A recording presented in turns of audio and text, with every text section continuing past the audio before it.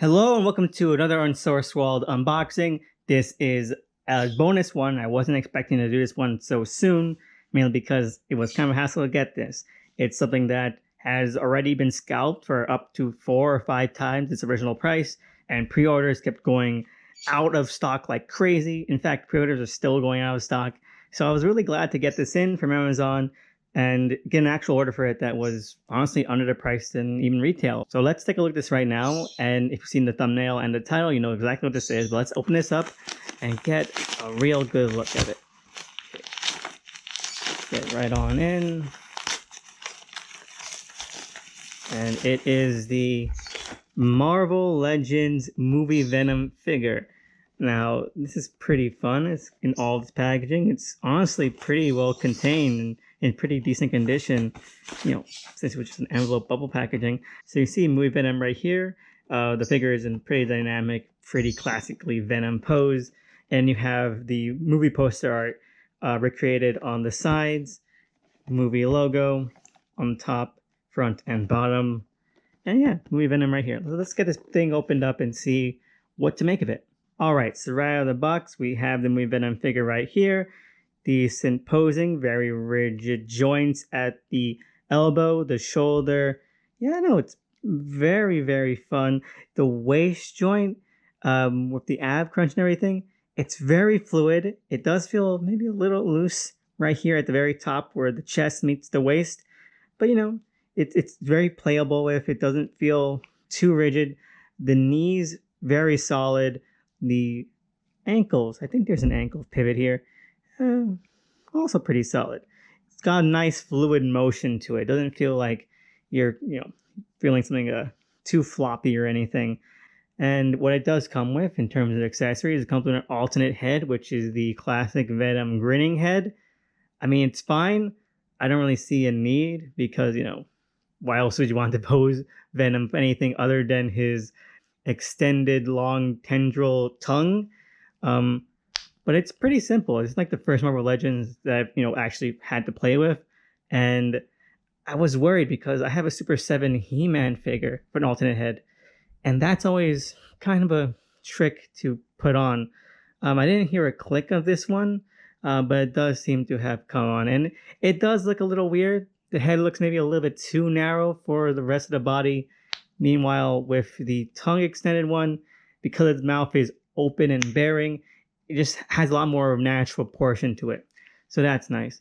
And it also comes with 2 fist hands. I mean, that's fine. It's nice. It's a good accessory. I just don't see what the point would be when you have like these really snarling, gripping hands. See, look, they really do have a nice grip to it. And it's pretty sharp. And it's pretty menacing too. It's a pretty menacing look you can get him into. Just having him kind of bare the gripping hand and just be like in an attack position or something. It's nice. It's a fun figure to handle and just kind of work around. I do wish it had more accessories. It's kind of weird that we finally get a movie Venom figure and only has is like a simple head and just 2 very standard hands. Not even like an Eddie head or half Eddie, half Venom head, like mid-transformation. Nothing like that. There might have been some issues with like Tom Hardy and getting likeness rights for him. I can understand that, but just something more because as some of you might know, this isn't the first Venom figure we've ever gotten. I mean, it's the first legit action figure for Venom we've had, but it's not the first Venom figure. It's the second. The first one was actually from a Walmart 2-pack with the Blu-ray release of Venom on home video. And that is, well, I have one right here. I'm going to do a little comparison. It's a retro style toy, which means that it only has like 2 points of articulation, one leg, other leg, and that's it. The head doesn't move, or it moves and tilts slightly. I heard like a cracking sound once when I was moving the head, so I don't recommend that if you ever track one of these down. The arms don't move, but you get 2 sets of arms. You have regular arms. They're in a kind of gripping position, not snarled like this, but pretty decent grip. I think you can get something in there if you have a moldable or size proportionate weapon of some kind. What you do is that you just unplug the arms. You see that there's no room for motion or getting some sort of joint there. And you just plug in the other arms. And what they are, they're tendril weapon arms. which is fun. It's actually a really nice gimmick. Um, I wish they could move and you could do something more with them. What you have is just like a tentacle arm just kind of spreading out, maybe in like some sort of web slicking position. And then you have like this little scythe arm. And it's nice. It definitely gives him more of like a pose. It makes him seem like he's a little more dynamic than he really is, which is just very static. But that's about it. Like that's all you can do with a movie Venom from the Walmart 2-pack. But honestly, if you compare these two, I just like the look of the Walmart vintage retro figure a lot more because the bulkier proportions just evokes more of the movie to me, especially when we first start seeing Venom and he's just kind of globbing around Eddie's frame. He just looks a bit more sort of beefed out. Well, this one kind of looks a bit more live. And also, tendril arms. It's a fun gimmick. Again, it doesn't add much. It makes him even harder to pose. These are really, really free swinging and they make it really hard for it to make him stand up. A lot of the weight is pressed upon his little toes. It's possible, but these make him really forward heavy. So he always tips over. But something like that would have been really appreciated for this. Like maybe have like a weapon hand. I know they've done something like that for the Carnage figures and all the other symbiote figures they've done for the Marvel Legends line. And yeah, no, let's get some of that done. This might be like the only Venom figure we get. And while it's nice, it's very, very standard. It's not really that impressive outside of being like a movie Venom figure. And I love the Venom movie. I really do. That's why I had to get this. But if that wasn't the reason, I definitely would not have seen the point in even scalping this at like 4 times the price. And I'm glad I didn't get a scalping price, but even at like 18, 19, 20 bucks, this would be a very, very risky purchase to make just because of how generic everything comes with.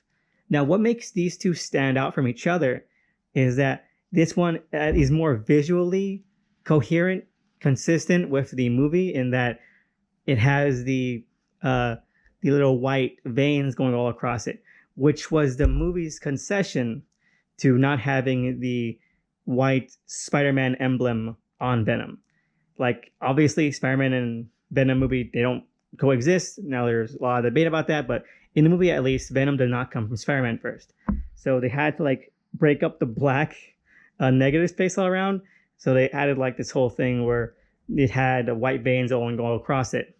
And it doesn't really work. In fact, in the movie itself, it's hardly noticeable.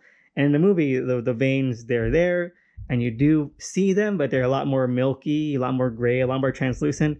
While on the figure, they stand out a lot. And like I get what they're going for, but it does make him look a little bit weird. Not to say that this is any better. It looks a little bit too black. It looks very samey. So I understand why the movie and this figure are trying to go for something a little bit different to break that up. But if you notice something right here, the Venom figure, the retro one, has the veins molded in.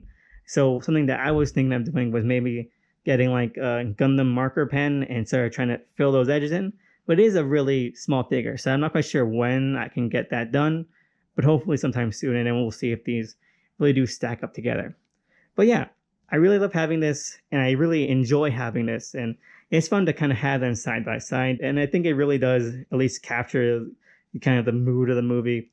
And I'm glad I have it. It's really simple, but sometimes simplicity is all you need.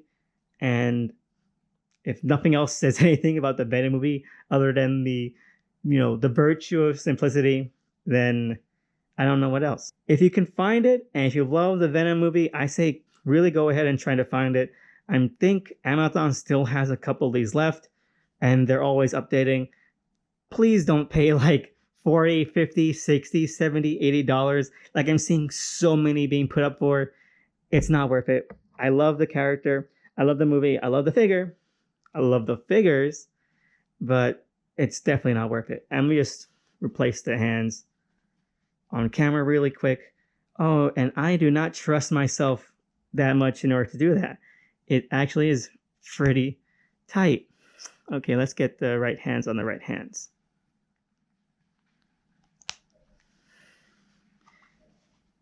And the left on the left. Like I said, the fists really don't do much for me. But fun figure, and I'm glad I have it. So thank you so much for listening and watching.